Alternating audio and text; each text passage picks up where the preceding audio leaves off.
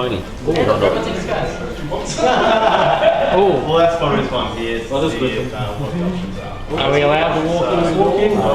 Walk in? Let's go. Let's go. Alrighty then. Everybody, all 14 of you? Get out of the way if you can't. This is the first wave of, as you can tell, as you all know, Power of the Prime. Unfortunately, we couldn't show you some Wave 2 stuff that hasn't been officially revealed. Sorry. Boo. The, oh, you mean the Wave 2 Legends. Can you tell us who they are? Well, they were leaked, but it was the Tailgate, Battle Slash, and Rotra. that one. Yeah. Why exactly is that? Yeah, Well, what ended up happening? Because they weren't actually scheduled to be revealed until a little later. But, everything goes to a calendar with reveals for Hasbro just to know that, Spread the love. Yeah.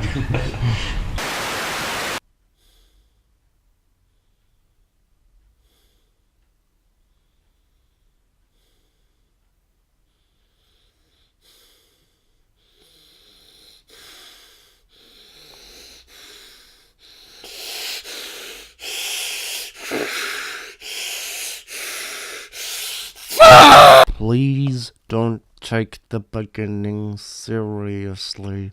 It's just meant for the sake of comedy. I would really like to come to the next Hasbro event, please.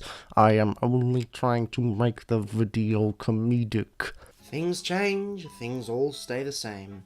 Even when you're moving up in the world and getting invited to Hasbro events, Australia is still getting shafted when it comes to its releases.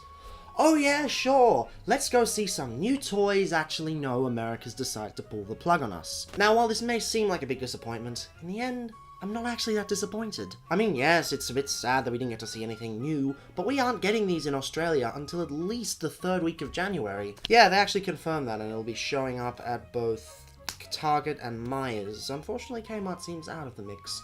So because we have to wait around anyway, it's nice that we get to see these beforehand.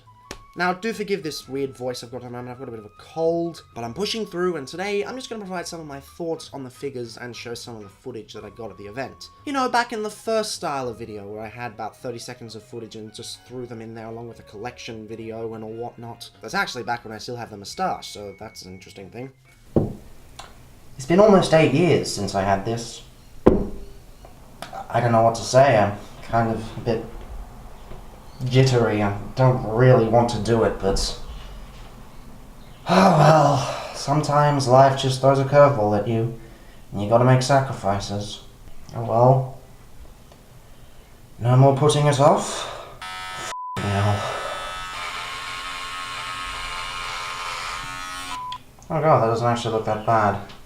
This is going to take some getting used to. We had to start off with all them boxed, and we were told we're not allowed to open them until they say we're allowed to open them, which is kind of stupid. Mint and box collectors rejoice and all that shit, I don't know. But once the boxes were open, it was quite surprising. I know that being invited to this event may make me seem like a Hasbro fanboy, but to be honest, when I first saw Power of the Primes, I was quite disappointed. I mean, yes, some people prefer everyone being a combiner to everyone being a headmaster because they think it's more intrusive, but I think that the headmaster is actually less intrusive because it doesn't sacrifice the transformation or the articulation. And, you know, the play pattern, and they're just so bloody adorable. But, you know, a bunch of my friends would rather have everyone a combiner because then they don't have to parts form the head. And hey, I'm one of the biggest parts forming haters and I got over it, so, you know, to each their own, right? But when I saw these figures for the first time, my opinion completely changed. The online photos, they're a bit iffy. You really have to see them in person to get a feel for what they are. First off, of course, let's start off with the Titan Masters, I mean Pretenders. Yeah, because it's totally different. Pretenders, the Prime Masters, whatevers. They actually brought in the old Pretenders, who, as you can see in these photos or videos or whatever's up there, they're huge. So I'm really glad they brought them down to that tiny size and added the Target Master form onto it. This combination is great. I was a bit skeptical at first, but of course I kept telling myself they're going to be tiny, it doesn't matter, they're going to be tiny, it doesn't matter. And yes, they are tiny. They're perfectly tiny. And they work great as guns. I mean, sure, some people think that some of the guns don't look as good as others, but for me, I'm in on all of them. Gimme them! Gimme them! My body is ready! The legends that we did see were the Wave 1 legends, and of course they've been documented quite well on the internet. A lot of people are up in arms on Windcharger, and I'm still undecided.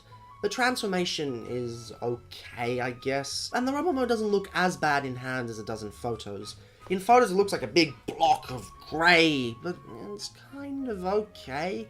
The lack of a thigh swivel is a bit disappointing though. I mean, come on, is it really that hard? Because they had to engineer this weird thing in the legs where it folds back with the windshields just to fit the Titan, the Prime Master. It's going to be confusing remembering that name. But the vehicle mode definitely shines for this figure. I mean, yeah, it's just the G1 vehicle mode, but the G1 vehicle mode is a very cool vehicle mode. Wish I could say the same thing for Beachcomber. He just kind of seemed, He wasn't terrible, but he wasn't great either. I do like how they have this compression system where the chest literally goes click, just to make more room for the Titan Master. But overall, it's just a bit boring, really. Now, the best Legends of the three would have to be Slash, and a lot of people have been getting Slash and thinking that she's a bit mediocre. But seeing her for the first time, I don't really see why. She's got a great transformation, great articulation, great design, and she's bloody adorable. She's actually a bit smaller than a lot of the other Legends figures. In fact, she's halfway between a Legion and a Legends figure. It's kind of a weird balance. Not that I'm complaining, except for the fact that she can't combine with the rest of the Dinobots. Speaking of which, the Dinobots! Of course, Swoop and Slag, Slug, right. You know, I'll just stick with Slag. Of course, Swoop and Slag are still pretty good. They're probably the most solid as legs, which means I'll keep them in leg mode. And they're also the most visually interesting Dinobots, as the others later seem a bit iffy. So it's kind of sad that they didn't space it out, which means you can just stick with the Dinobots at the beginning and that's it if you really must. But hell, even Grimlock's is a lot better than I expected. That huge tail in the back, it doesn't look that bad in person. Sure, the combiner ports are sticking out, but honestly, it doesn't look that incoherent. It's pretty good, actually. The robot mode, it's a bit bland, but you know, there's always repro labels, and that's gonna be fine. One thing that I was going to do was just take the 3 Dinobots at the start and do that fan combination that was seen from that Japanese Twitter account that was then shared around to a bunch of places. I tried that, and it doesn't look that good. The upper body just seems way too thin, and the lower body seems way too bulky, and it just does not work.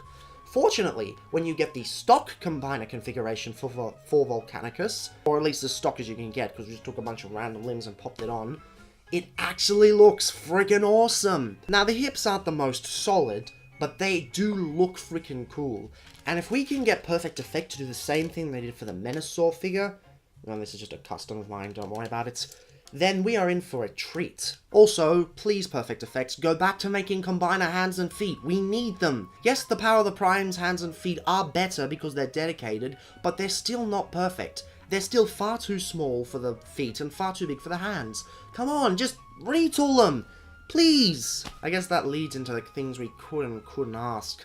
We'd all agreed not to ask about third party beforehand because, you know, it might mean we're not invited back to any of these events ever again. But surprisingly, we really couldn't ask anything. These were just salespeople. There wasn't actually anyone from the Hasbro team themselves who designed the figures. Yes, it's disappointing, but as earlier, the toys definitely made up for that. Before I get to the leaders, I suppose I should go through the other deluxes. Jazz is shit. I am sorry. He's a hollow mess without much paint. Doesn't have the wings from the toy, which made him look so cool. He's instead going for a cartoon style, which is very, very boring. I'm sure that under a different colour scheme, he'll look great. In fact, I think they're doing him for a Road Caesar. That's just a theory, because the alt mode matches up quite well. But in the end, it's just not that good. I actually own the G1 toy, and I'm not usually one to say that the G1 is better, because they're huge bricks without much articulation. But it just feels so much more solid. And once you get some repro labels on that thing, it looks great. Clean close up. Yeah, great job with the camera shots. I know. There you go. Hell, that may be the same case for this Jazz, with better repro labels that make him look far better. Wow, I said better twice, that's kind of weird. But, I mean, come on Hasbro. You could use some color breakup with the blue instead. But instead you went for the black. It's got a very interesting transformation. Interesting in the sense that they try to do a design choice that makes him different from all the other Combiner Wars cars and fail miserably. He's got a very clean arm mode and a very clean leg mode, but the bot mode just isn't there. And that huge thin backpacky thing that... Ugh.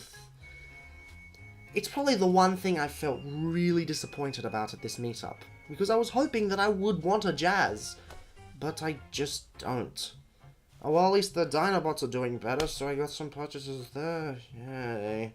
Also, I guess Darkwing was there as well, and he seemed a little bit boring, if you ask me. He's not terrible, he's a pretty good figure because he's based on the Superion design there, I forget which one it is. Don't tell me in the comments, I really don't care. But the problem isn't with the moulding, because although there's a slight QC issue in the leg that appeared on both figures, where the wing wouldn't tab in properly, yeah, keep an eye on that. If it was on both figures that were at the event, it's probably a commonly occurring QC issue, and I'm sure with some filing it can be fixed, but it's something to be careful of. But the main problem I have with it is the colours. They're just a bit boring. I mean, yes, they're that great 80s colour scheme, but the turquoise is just a little bit muted. It's not like the 6-shot turquoise. It's a bit lighter than that. And also there's no red from the Takara version, so I think I'll wait for that one. Despite the fact that the Takara versions so far haven't really been showing that many different paint apps. Although I think Takara will definitely want to take up this opportunity. They're not going to forget about it. None of that matters though, because compared to the highlight of the event, which was the leaders, it's insignificant. The leaders are great, especially Optimus Prime. Not because he's better, because Rodimus is the better figure, but because Optimus Prime can be fixed. Hallelujah! His alt mode is a kibbly mess, I'm not going to deny that. However, there is a way to fix it. The way it transforms is you have the arms like this, and they go out, and then the entire chest and headpiece pop up like that. If you can replace the arms and replace the entire piece here, then you can make him into a fully functioning Power Master Optimus Prime. And that is great. It's still not perfect, but it's possible to not only fix the robot mode, but also fix the alt mode. I mean, Orion Pax is fine, but still it would be much better to have a functioning Power Master Optimus Prime, better than what we got in Combiner Wars. No, wait, it was Titan's Return. I'm getting confused because it's based on the Magnus, you know what I mean. And it's certainly better than the Super Jinrai version with the huge moon boots, because he's actually got proper feet, with ankle tilts. They both have ankle tilts, and it's great. Optimus Primes work especially because they don't break the cohesion. And although neither of them have waist swivels, it's definitely an improvement on what we got before. And that leaves me with one question, because Rodimus is also really, really good. Do I go with the retail version or the Shattered Glass version? His transformation is great, both the alt mode and the robot mode of the base robot look great, and also the combined mode. So, do I go with the cool colours or the cool concept? I just don't know. I mean, yes, it's another black repaint, and technically it does look more awesome, but I really like the colours of the retail version. But then I've just got another Rodimus sitting on my shelf. What do I do? Both myself and the guys at the meetup are going to need a lot of time to think about this. But for now, we're all really glad we went to this, and we all chatted at lunch about how cool it was, and it's great to know that we are making connections. Is everybody ready for this? We all know what we're going to do, right? We all know what we're going to do, right? Yeah. Okay, as loud as you can. Wait, what are we doing? Yeah? Yeah, this is yeah. This is yeah. Wait, we'll say yeah really loud. That's Yeah. Okay. 3, 2, 1. Yeah! Con in Tasmania is gonna love this. He's in Tasmania. I thought it was on He's in WA. Is there a Oh, state? There he is. where is he? He's in WA. Oh, okay.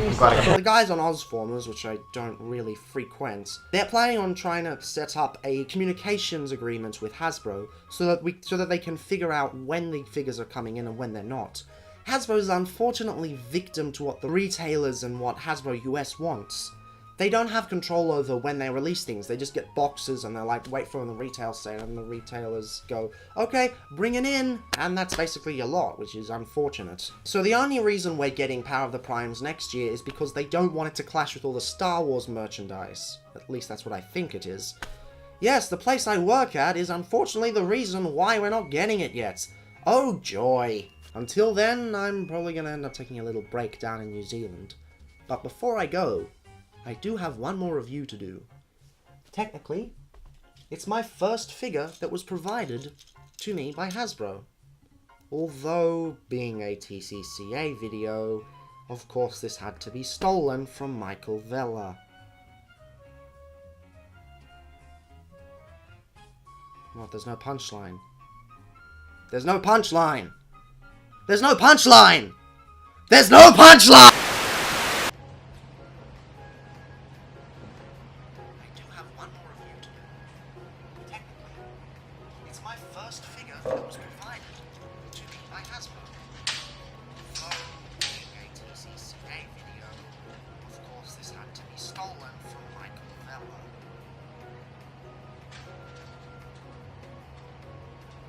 There's no punchline.